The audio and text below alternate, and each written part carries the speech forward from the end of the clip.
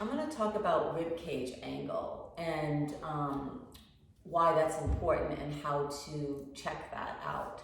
So for my postpartum moms, when you are pregnant, because your belly's expanding and the baby's growing, your rib cage is also expanding. And so for the majority of the moms after giving birth, they've got an expanded rib cage. And some of you might notice like the size of your bra width has changed, right? Or your shirts are, even after you lose your postpartum weight, your shirts are still tight.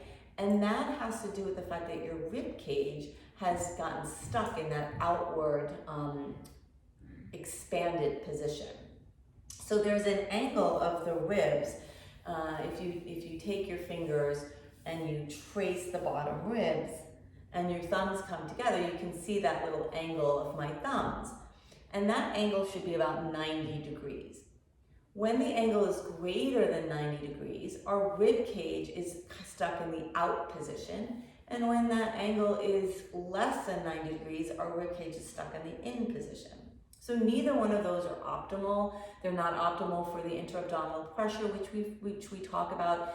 That's really the key postpartum in not having pelvic floor problems or in being able to manage your diastasis. If you ended up with a diastasis recti, which is the separation of the abdominal muscles, we need to learn how to manage that intra-abdominal pressure so that we're not getting pouching out, so that we're not getting pressure down.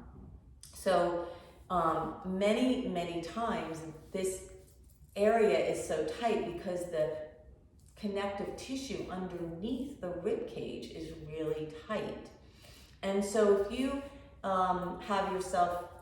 check yourself and you see that you're in a greater than 90 degree angle here, I want you to do these couple of things. So you're going to just take your hands and you're going to get them underneath the rib cage really gently. You're not digging in there and stabbing in there because there's vital organs in this area.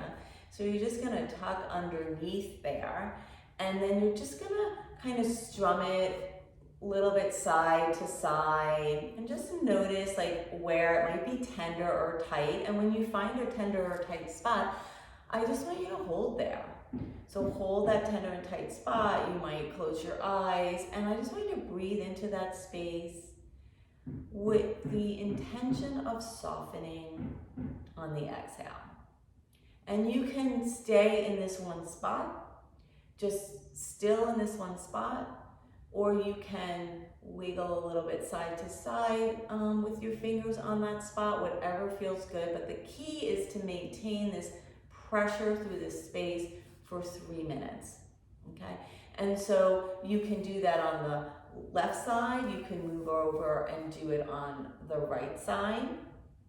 And then when you're done doing that, what I want you to do is to go into your 360 breathing, focusing on the exhalation that the rib cage is moving down and in, right? So inhale, you can even put your hands there. So I'm inhaling, my rib belly is expanding front to front, back, my rib cage is expanding front to back, side to side. And then I exhale, I'm drawing my sides of my pelvis in, I'm lifting my pelvic floor, and I'm drawing my rib cage in and down. I'm even giving myself this little assist here. See that?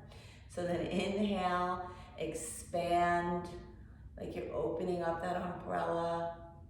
And then as you exhale, it starts from the pelvis, and at the end of the exhale, you're bringing the rib cage in and down.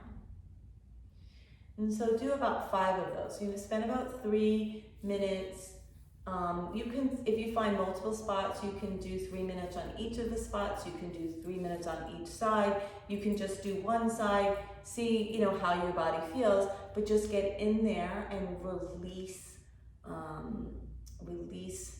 the connective tissue, the fascia underneath the rib cage in order to help you with your expansion of your body, of your rib cage. And then recheck the angle, and you'll see that just with this little bit of work, that angle will have gotten smaller. Okay, so give that a try.